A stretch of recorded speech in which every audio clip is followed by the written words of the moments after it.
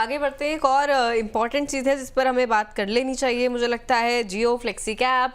Sir, आप जैसे तमाम एक्सपर्ट्स जो हैं नए निवेशकों को फ्लेक्सी कैप फंड में निवेश की सलाह देते हैं। जब भी इतने समय से हम शो कर रहे हैं, जब भी कोई नया निवेशक आता है, मोस्ट ऑफ द टाइम यही सलाह होती है कि या तो फ्लेक्सी कैप में जाएं या फिर मल्टी कैप से निवेश शुरू करें।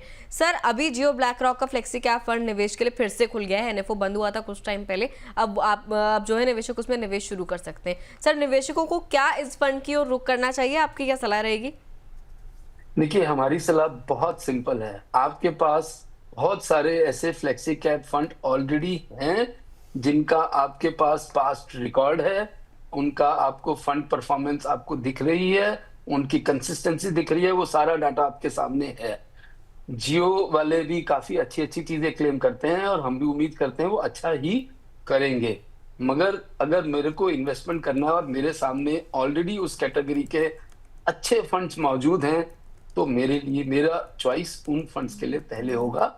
जियो के साथ भी हम देखते हैं, अच्छा रहेगा, हम आगे जाके उसको भी अच्छे से देखेंगे। फिलहाल की मेरी चॉइस एग्जिस्टिंग फंड्स ज्यादा रहेगी। ठीक ठीक है है। सर। तो जियो ब्लैक रॉक पे आप थोड़ा सा अभी फोकस कम करें, क्योंकि उससे पहले कई सारे ऐसे फ्लेक्सी कैप फंड्स हैं जो कि मार्केट में अवेलेबल हैं। नाम लेने की जरूरत नहीं है, आप ऑलरेडी यहाँ पर हम लोग के शोज होते हैं, उसमें हम लोग कई सारे रिकमेंडेशन देते हैं हमारे एक्सपर्ट, तो उनको आप एक तरह से देख सकते हैं, उसमें निवेश कर सकते हैं। उसके बाद बाकी और सारी चीज़ें भी हैं ही, तो उसमें आप देख सकते हैं। तो सर, एक हम लोगों ने शुरुआत में निफ्टी स्मॉल कैप के रिटर्न्स की हम लोगों ने बात की थी। अगर उसके इंडेक्स की अगर हम लोग अभी यहाँ पर बात करें, तो मोस्ट जो पार्ट होता है वो फाइनेंशियल सेक्टर के जो स्टॉक्स होते हैं उसमें होता है। 30% most of the part financial sector का ही है। हेल्थ केयर की बात करें तो 13.13%, कैपिटल गुड्स है 10.43%। उसके बाद आगे और भी कई सारे सेक्टर्स हैं जिसमें धीमे धीमे एलोकेशन जो होता है वो कम होता जाता है। तो जब निफ्टी इस इंडेक्स में फाइनेंशियल सेक्टर का वेटेज सर यहाँ पर देखें तो सबसे ज़्यादा है, जो कि क्लियरली दिख रहा है 30% है। तो क्या स्मॉल कैप म्यूचुअल फंड्स भी फाइनेंशियल स्टॉक्स में ओवर एक्सपोज हो जाते हैं, और क्या इससे रिस्क जो होता है ओवरऑल फंड का वो क्या बढ़ जाता है?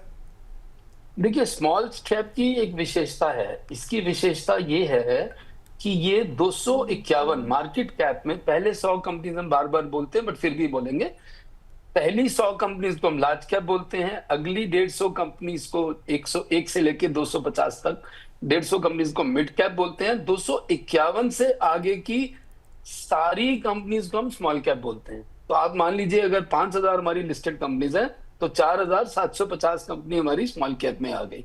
तो फंड मैनेजर के पास बहुत बड़ा स्पेस है स्टॉक्स को ढूंढने का, उसके बहुत बड़े नंबर्स में से उसके पास चॉइस आ जाती है। इसीलिए आप देखेंगे जैसे जैसे फंड का साइज बढ़ता है, यहाँ पे नंबर ऑफ स्टॉक्स भी वो काफी कर देते हैं। निपॉन एक एग्जांपल है, काफी बड़ा साइज है और नंबर ऑफ स्टॉक्स भी उनके पोर्टफोलियो में ज्यादा है। तो वहां पर मेरे ख्याल से उसको हम लोग सेक्टोरल एडवांटेज तो लेते हैं। फंड मैनेजर्स जरूर देखते हैं कि किस सेक्टर में कितना एक्सपोजर लेना है, बट उनकी लिमिटेशन नहीं है, उनके पास चॉइस, फंड मैनेजर के पास स्मॉल कैप में बनस्पत मिड या बनस्पत लार्ज काफी चॉइस बढ़ जाती है, उनके लिए प्ले ग्राउंड बड़ा हो जाता है अपने रन्स लेने के लिए। ठीक है सर। स्मॉल कैप पर चर्चा जारी रहेगी सर, क्योंकि मैंने आपसे फ्लेक्सी कैप पर सवाल किया था कि क्या जियो में इन्वेस्ट करें ना करें, उस पर आपने जवाब दिया। सर, फ्लेक्सी कैप में कौन से 3 फंड्स अगर आप रेकमेंड करना चाहें दर्शकों को, जिससे वो शुरुआत कर सकते हैं निवेश की, या फिर अगर ऑलरेडी म्यूचुअल फंड में निवेश जारी है तो फ्लेक्सी कैप में करना चाहते हैं तो उन फंड्स में जा सकते हैं? आप एक बार रिपीट करेंगे second part of your question? Sir, कोई भी ऐसे 3 बेस्ट फंड आपकी तरफ से फ्लेक्सी कैप कैटेगरी में जो आप रेकमेंड करना चाहें हमारे व्यूअर्स को, कि अगर वो न्यू इन्वेस्टर हैं तो भी उसमें जा सकते हैं, और अगर ऑलरेडी म्यूचुअल फंड इन्वेस्टर हैं लेकिन फ्लेक्सी कैप ऐड करना चाहते हैं तो भी उसमें जा सकते हैं। देखिए, अच्छे फंड्स में आप आईसीआईसीआई का फ्लेक्सी कैप ले सकते हैं। पराग पारिक एक थोड़ा यूनिक कैटेगरी है, थोड़ा सा मैं सिर्फ ये बोलूंगा पराग पारिक के लिए, किसी टाइम पे बहुत अच्छा चलेगा, किसी टाइम पे लैगार्ड भी होगा। तो अगर आप एसआईपी कर रहे हैं लॉन्ग टर्म में तो उसको अपने पोर्टफोलियो में एक हिस्सा दे सकते हैं, क्योंकि फॉरेन इक्विटीज में भी वो पैसा लगाते हैं और अग्रेसिव कैश कॉल्स लेते हैं।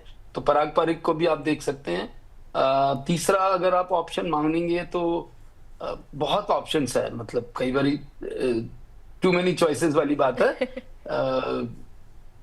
आप इन्वेस्को ले लीजिए, एचडीएफसी फ्लेक्सी कैप एक बहुत अच्छा फंड है, एसबीआई फ्लेक्सी कैप भी अच्छा फंड है, बहुत सारे अच्छे फंड्स हैं।